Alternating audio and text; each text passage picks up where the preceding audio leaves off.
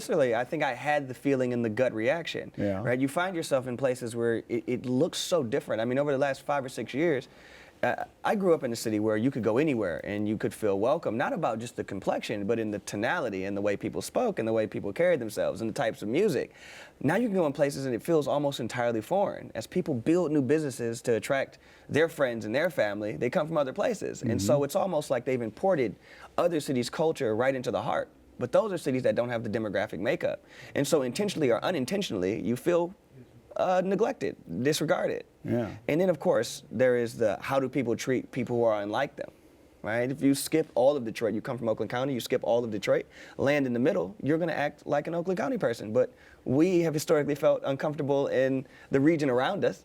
And so now the region around us is inside of us. Is inside the city. So let's be clear. You're not saying that we should be unwelcome in the way that we respond to new people who want to be here. You're not saying that new people shouldn't come to Detroit, shouldn't want to be part of the place. You're talking about the way in which that happens and the sort of necessary attention to where you are, who you're around, and whose culture you might be having an impact on.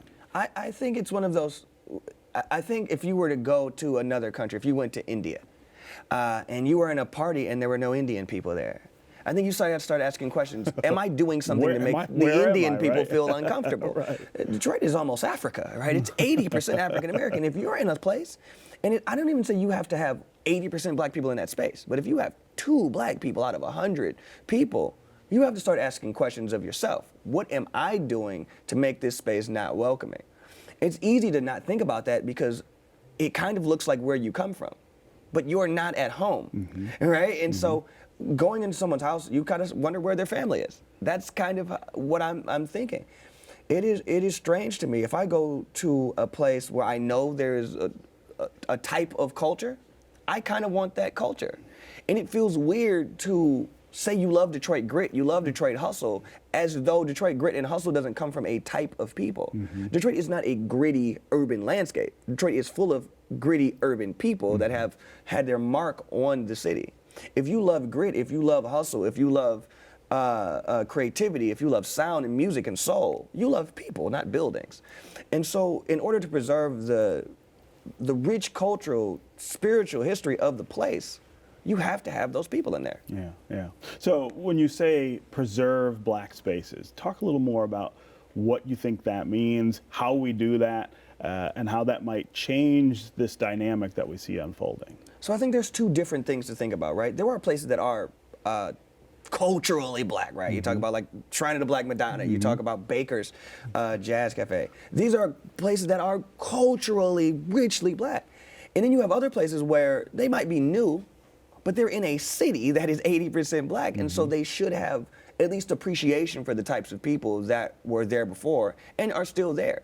If there are over 200,000 middle-class Detroiters, which there are, your spaces don't hold 200,000 people, so there could be at least a representation of that community. It's not saying, like, Detroiters can't afford what you have.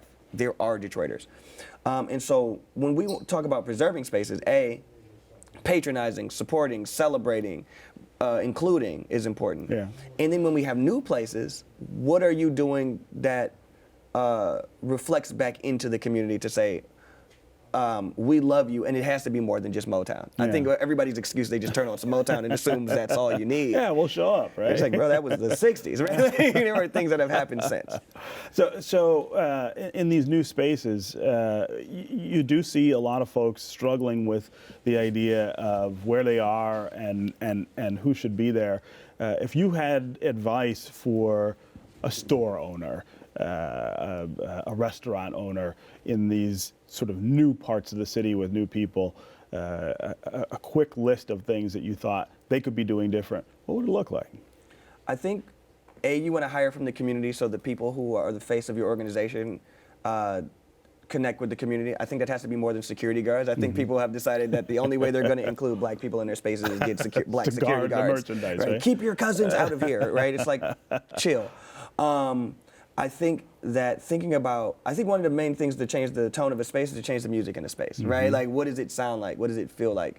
Is there hustle? Is there bustle? And then get with people who have had long-standing understanding of how to make people feel welcome.